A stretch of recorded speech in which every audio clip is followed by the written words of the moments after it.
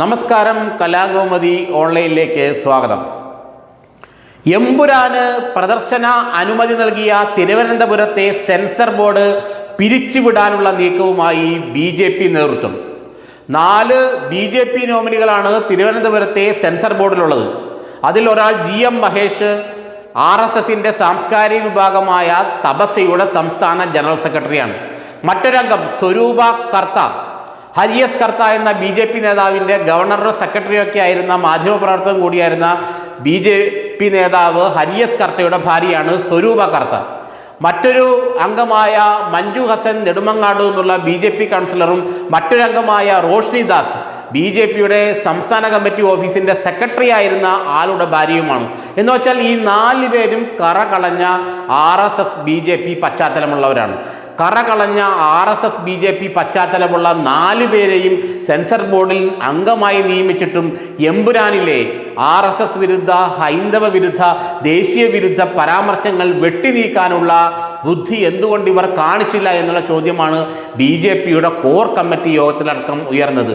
BJPയുടെ core committee യോഗത്തിൽ മാത്രമല്ല, RSS നേതൃത്വത്തിലും RSSന്റെ യോഗത്തിലും ഹിന്ദു ഐക്യവേദിയുടെ യോഗത്തിലുമെല്ലാം സെൻസർ ബോർഡിലെ BJP നോമിനികൾക്കെതിരെ കടുത്ത വിമർശനങ്ങൾ, വലിയ തോതിലുള്ള വിമർശനങ്ങൾ ഉയർന്നു വന്നു. എന്തു വന്നാലും ഇനി വരെ ഈ 4 പേരെയും സെൻസർ ബോർഡിൽ വച്ചുകൊണ്ടിരിക്കാൻ പാടില്ലെന്നും തികച്ചും നിരുത്തരവാദപരമായ രീതിയിലാണ് ഇവർ ആ പടം സെൻസർ ചെയ്യാൻ, എമ്പുരാൻ എന്ന പടം സെൻസർ ചെയ്യാൻ അനുമതി നൽകിയതെന്നുമാണ് BJP നേതൃത്വം പറയുന്നത്. BJPയുടെ കേന്ദ്ര നേതൃത്വവും RSSന്റെ കേന്ദ്ര നേതൃത്വവും വളരെ ഗൗരവത്തോടെയാണ് എമ്പുരാൻ വിഷയം എടുത്തിട്ടുള്ളത്. അതുകൊണ്ടാണ് RSSന്റെ മുഖപത്രമായ ഓർഗനൈസറിൽ ഇതിനെതിരെ ലേഖനം വന്നത്.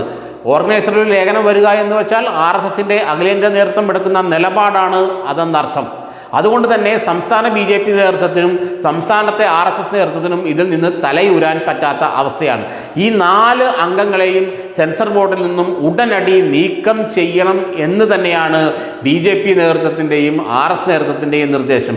അതുകൊണ്ട് ഉടനടി തന്നെ കേന്ദ്ര വാർത്താ വിതരണ മന്ത്രാലയം ഇവർ 4 പേരെയും സെൻസർ ബോർഡ് അംഗത്വത്തിൽ നിന്നും നീക്കം ചെയ്യുമെന്നാണ് നമുക്ക് കിട്ടുന്ന വിവരം. കാരണം BJPയുടെ കോർ കമ്മിറ്റി യോഗത്തിൽ സെൻസർ ബോർഡിലെ അംഗങ്ങൾക്ക് വലിയ വീഴ്ച പറ്റിയെന്നും പാർട്ടി നോമിനികളായി അതിൽ കയറിയിരിക്കുന്നവർ പാർട്ടി വിരുദ്ധമായ അല്ലെങ്കിൽ സംഘപരിവാർ വിരുദ്ധമായ, ഭാരത വിരുദ്ധമായ കാര്യങ്ങൾ സിനിമകളിൽ വരുമ്പോൾ കണ്ണടച്ചിരിക്കുകയായിരുന്നോ, കണ്ണടച്ചിരുട്ടാക്കിയായിരുന്നോ എന്നൊക്കെയാണ് കോർ കമ്മിറ്റി യോഗത്തിൽ BJPയുടെ സംസ്ഥാനത്തെ പ്രമുഖരായ നേതാക്കൾ ചോദിച്ചത്.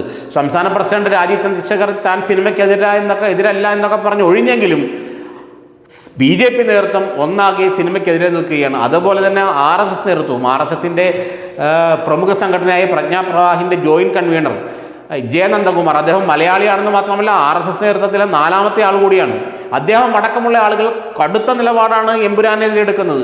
അതുകൊണ്ട് തന്നെ ഈ 4 സെൻസർ ബോർഡ് അംഗങ്ങളെയും തൽസ്ഥാനത്ത് നിന്ന് നീക്കുമെന്നുള്ള കാര്യത്തിൽ ഒരു സംശയവുമില്ല. സർക്കാരത്തെക്കുറിച്ച് കേന്ദ്ര വാർത്താ വിതരണ മന്ത്രാലയത്തിന് കേരളത്തിൽ നിന്നും നിരവധി പരാതികളാണ് പോയിട്ടുള്ളതെന്നാണ് നമുക്ക് മനസ്സിലാക്കാൻ കഴിയുന്നത്.